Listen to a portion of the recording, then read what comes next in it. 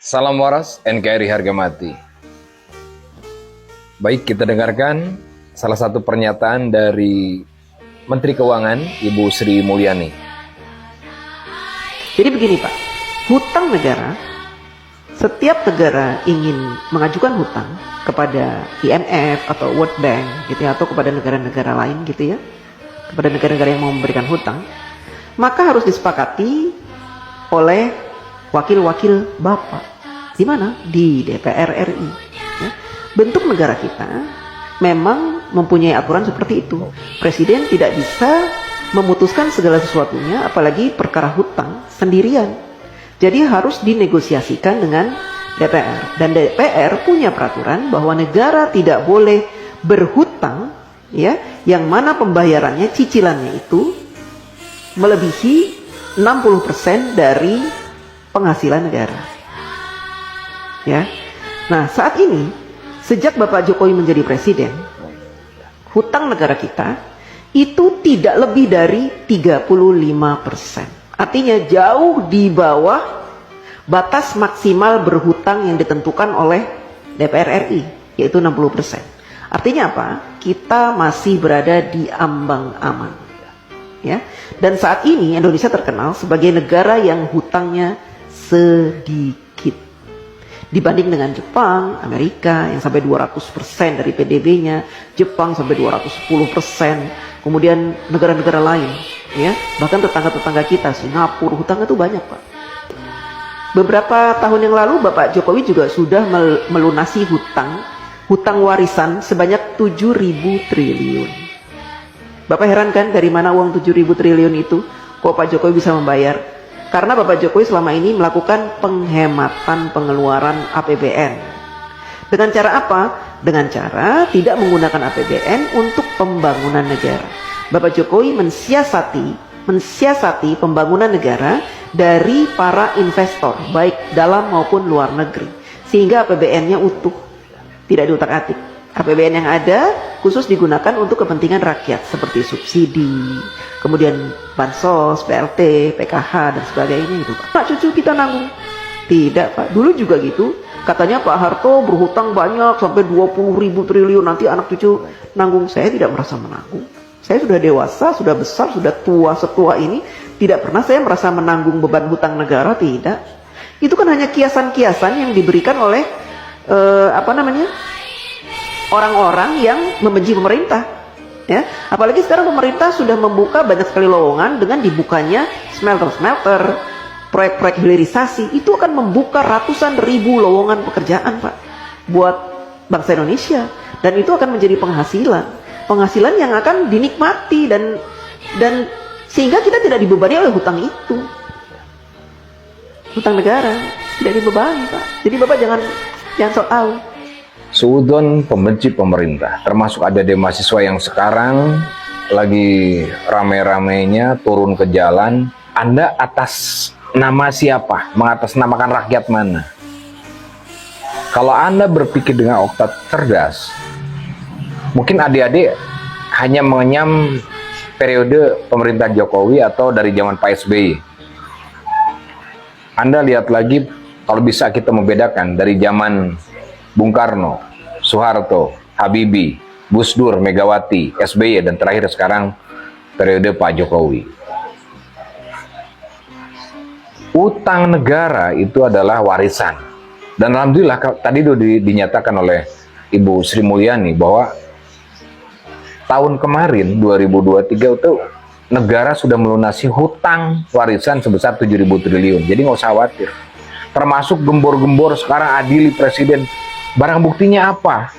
Kalau disampaikan Anda, dinasti ya, dan seluruh para pendemo termasuk otak-otak yang tidak pro pada pemerintah, yang anti pemerintah, yang selalu menghujat pemerintah. Kalau menurut otak waras, dinasti itu begini. Woi, kamu anak saya nih, jadi wakil presiden ya, langsung jadi tanpa dipilih oleh rakyat. Sekali lagi, kedaulatan masih ada di tangan rakyat. Dan demokrasi masih dijunjung tinggi. Antara keputusan MK meloloskan saudara Gibran menjadi wakil presiden atau putra-putra yang lainnya lolos diusung untuk jadi pilkada, sekali lagi dipilih oleh rakyat. Rakyat nggak seneng, nggak suka, nggak bakalan jadi. Isu kemarin kecurangan, mana buktinya? MK tidak bisa menunjukkan, cacat hukum, karena itu rekayasa kembali dari kubu yang anti pemerintah. Apalagi sekarang, ya tadi Ibu Banteng menyatakan bahwa koar-koar segala macam hanya bansos digunakan sebagai alat untuk berpolitik. Rakyat kecil udah merasakan. Bahkan tadi, negara Indonesia termasuk negara yang terbaik pemulihan ekonomi setelah COVID. Bisa menekan inflasi 2,5%. Anda lihat lagi, buka mata lebar-lebar deh yang suka demo gitu. Dinasti-dinasti di mana? Antara ditunjuk ini tuh, dipilih lagi kan, dirangkul lagi kan oleh para ketua partai, bukan keinginan presiden. Sekali lagi hati-hati. Anda mengatasnamakan rakyat. Rakyat mana? Rakyat masih bisa mencintai presiden yang sekarang, Pak Jokowi. Anda lihat lagi nih, pembangunan di daerah dibanding dengan presiden yang terdahulu. Dari Sabang sampai Merauke, mulai prasarana jalan tol, akses jalan melalui Irian sampai ke pedalamannya. Presiden mana yang pernah turun? Anda buka lagi mata lebar-lebar. Dulu, pada saat pemerintahan yang dulu, yang namanya bahan bakar di Irian, itu per liter 80 sampai 150 ribu kalau lagi dalam keadaan langka. Sekarang, sama harganya dengan yang ada di Pulau Jawa dan Sumatera. Jasa siapa lagi? Kemudian, pengambilan aset yang dulunya Freeport, kita hanya mendapatkan 5%. Orde lama dulu. Sekarang udah hampir 80% dikuasai oleh negara. Caltech udah 100% milik negara. Tapi zaman Ibu Banteng dulu, itu aset Indosat saja dijual ke Singapura. Pakai otak waras deh.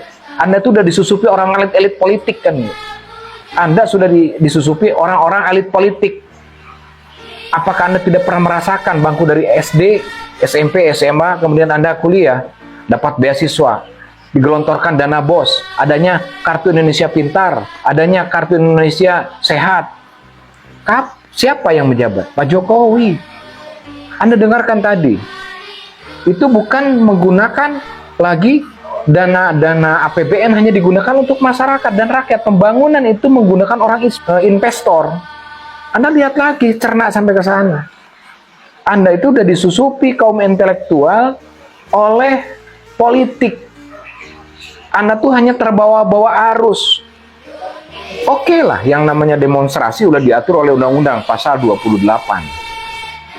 Ya, tapi Anda dengar lagi yang namanya kebebasan berserikat, mengumpulkan pendapat di muka umum, itu sudah diatur oleh Undang-Undang. Boleh, asal tidak anarkis.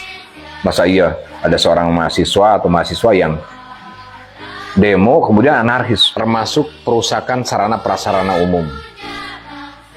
Itu kan dibayar oleh negara.